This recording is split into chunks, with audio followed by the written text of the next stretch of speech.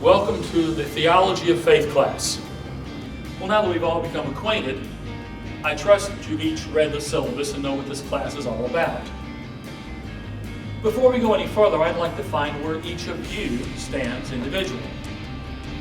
So please raise your hand if you believe that there is a God.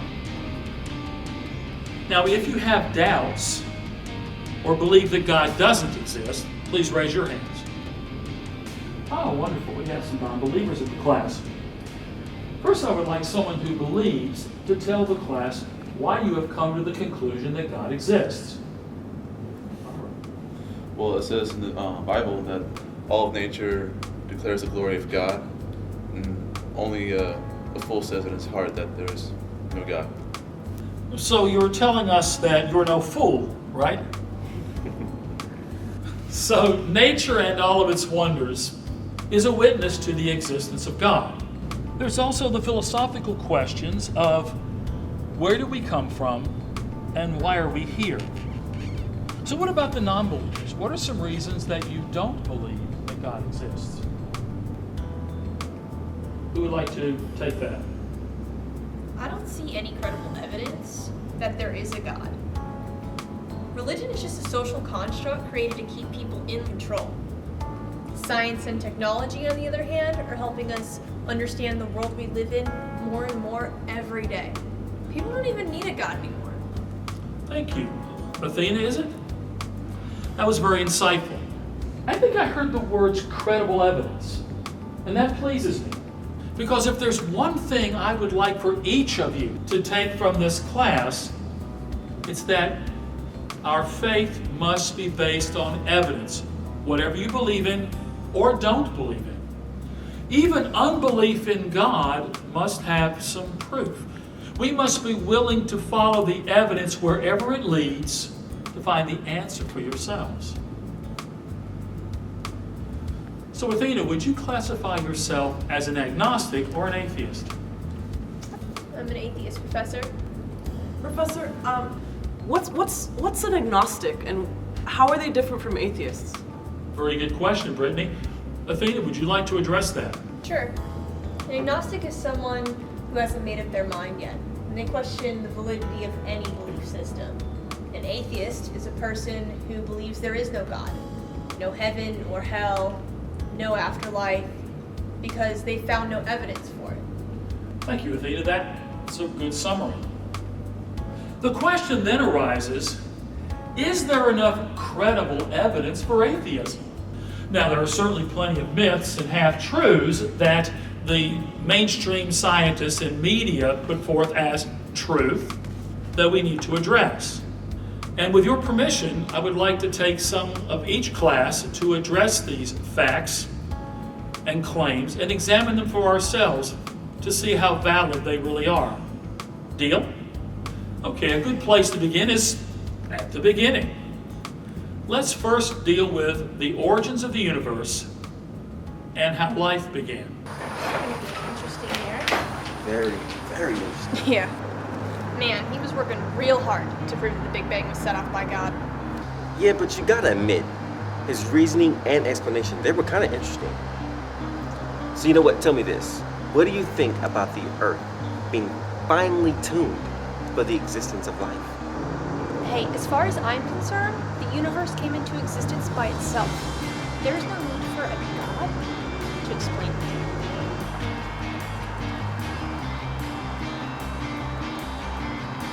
So how can you explain there being an unconditional, loving God when there's so much suffering and evil in this world?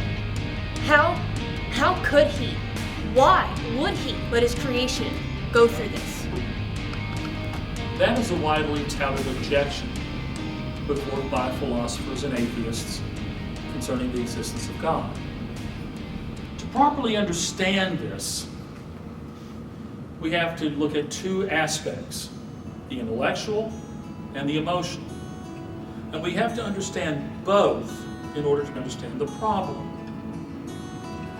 On the intellectual side, there is the claim that the existence of a loving God is logically inconsistent or incompatible with all the pain and suffering in the world. But what we dare not address, dare not consider, because it's so difficult, is that God has morally sufficient reasons for allowing evil to exist in the world. So, Robert, do you have any good reason why God would permit this? Could you repeat that question? Anybody else? Well, Professor, like any good parent out there, even though we want to protect our children, there are certain lessons that the child must come to on their own. That's a good analogy. Like any new parent, we try our hardest to protect the child, to baby-proof the house. But no matter how hard you try, that child is going to find some way to get hurt. Christian theism states that God's purpose for humanity is not to make us safe, not to pamper us. Although I have to admit there's some days when I wish he would have taken that route. God's purpose is to bring as many people as possible freely, and that's a key point, freely into his kingdom, to salvation, to eternal life. Now that deals with the intellectual issue. But for most people, suffering is a very emotional issue. Now don't get me wrong, that is a very difficult one to deal with, and people suffer terribly. What does Christianity have to say about that? Christianity says that God is not an indifferent tyrant who sort of just folds his arms and watches us suffer. No, rather, God enters into human existence in the person of Jesus Christ. And what does he do? He suffered on the cross. He loved us and suffered for us. So even though he was innocent, he bore the penalty for the sins of the world. Now I think when we consider Christ and what he did and how much he loved us and what he put up with for us, it puts the whole issue of suffering in an entirely different perspective. Now, Athena, I don't know if that answers your question or not, but I know that for me, at least, with all my living and learning, it is the answer that has given me the peace and hope for the future.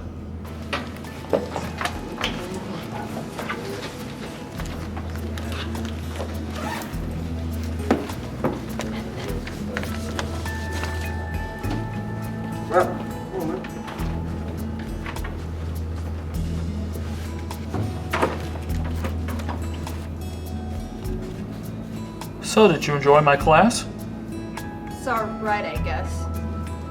You're graduating. Yeah, it's my last semester. Congratulations. Thanks. Do you think I'll ever find God? No. Thought that was the product you were pushing. Athena, I don't think you will find him, but I know with absolute certainty he will find you.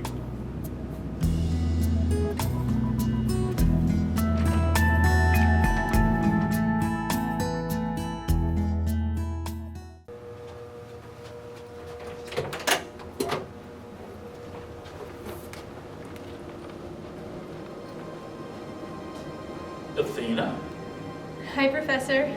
it's good to see you. I thought a lot about you. I heard you were sick. Yeah, actually, I'm really sick. I have cancer, and at this point, it's a matter of weeks. Can you talk about it? Sure, what do you want to know? What is it like to be only 24 and dying? Well, it could be worse. Really? How so? Well, like being 50 and having no values or ideals. Or like being 50 and thinking that partying, drinking, and making money are the real biggies in life. I have some time before class. Can we sit down and talk more? Sure, absolutely. But that's not it. What I came to see you about is something you said to me on the last day of class. I asked you if you thought I would ever find God. And you said no, which surprised me. But then you said, but He will find you. I thought about that a lot, actually, even though my search for God was hardly intense at the time. But when the doctors removed the lump from my chest and told me it was malignant, then I really started to try and locate God. After the malignancy spread to my vital organs, then I really began banging bloodied fists against the bronze doors of heaven. But God didn't come out. In fact, nothing happened. Have you ever tried anything for so long with no success? You become psychologically gutted. Well, one day I woke up, and instead of throwing a few more futile appeals to a God who may or may not be there, I just quit. I decided to do something more meaningful with the time I had left. I thought about you in your class, and something else you had said. You said the essential sadness is to go through life without loving. But it's almost as equally as sad to go through life and leave this world without ever have told those you loved that you had loved them.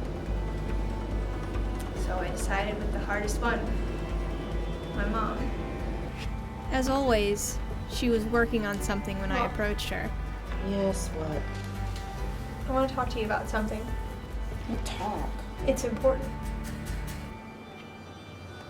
What is it? Mom, I love you. I just wanted you to know that. Then, my mother did two things I could never remember her doing. She cried, and then she hugged me. And we talked all night. Even though she had to go to work in the morning, it felt so good to be close to my mother, to see her tears, to hear her say that she loved me. We started saying real nice things to each other. We shared the things we had been keeping secret for so many years. I was only sorry about one thing, that I'd waited so long. Then one day, I turned around and God was there. He didn't come when I begged him to. I guess I was kind of like an animal trainer, holding out a hoop. Come on, jump through, come on. I'll give you 3 days, 3 weeks. But apparently, God does things in his own way, at his own hour. But the important thing was that he was there. You were right. He found me. Athena, what you were saying is very important. More universal than you even realize. To me at least, what you're saying is that the surest way to find God is not by making him a private possession, or a problem solver, or an instant consolation in time of need, but to open up to love. You know, the Apostle John said that. God is love. And anyone who lives in love is living with God, and God is living in him. Could you do me a favor? You know, when I had you in class. You were a bit of a pain. But you can make that up to me now.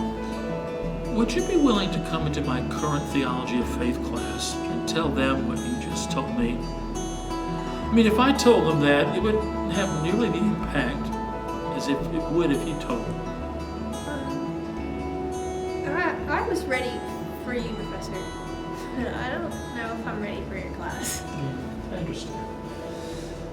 If and when you're ready, just think about it and give me a call.